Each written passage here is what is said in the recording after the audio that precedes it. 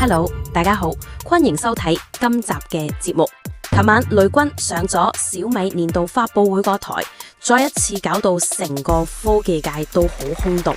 呢次活動唔單止係發佈產品咁簡單，更加係一場關於改變、堅持同埋高風險賭注嘅宣言嚟嘅。喺跟住落嚟嘅5分鐘，我會同大家拆解下佢演講嘅核心重點同埋背後嘅風險。雷軍用一個字貫穿咗成場演講，就係變。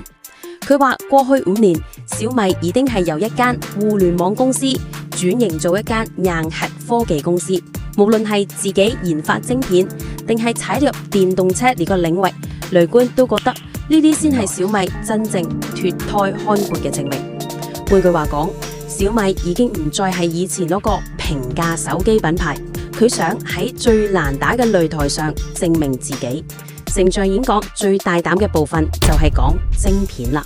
雷軍開宗明義咁講，晶片係小米通往成功嘅唯一道路，至少10年嘅努力，再加500億人民幣嘅投資。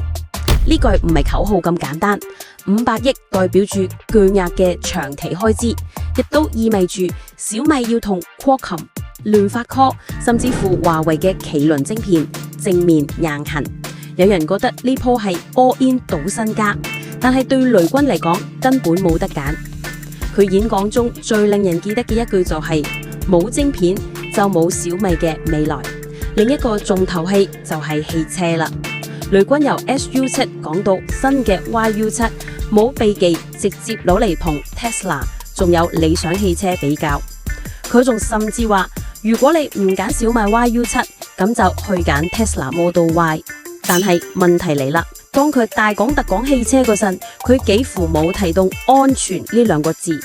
而幾日前，小米先至因為輔助駕駛系統出問題，要大規模召回啲車。呢個落差好明顯。雷軍想強調嘅係性能同埋市場定位，但係用戶真正關心嘅始終係安全同埋可靠性。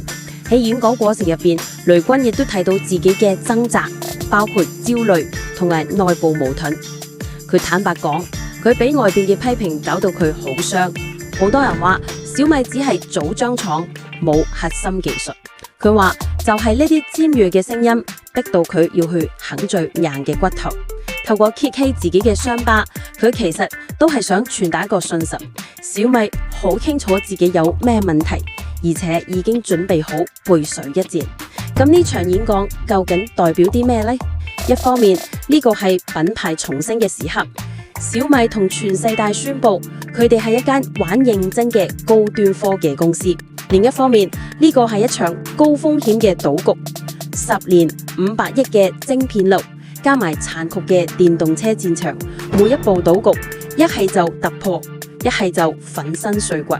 雷軍而家要面對嘅唔單止係技術挑戰，亦都係投資者嘅耐性同埋消費者嘅信任。最後，雷軍用一句好有氣勢嘅說話作為結尾：我就係要逆天改命。但係問題係，小米呢場豪賭又仍係真係可以改寫到自己嘅命運呢？你又點睇呢？歡迎喺下面留言分享下你嘅諗法啦！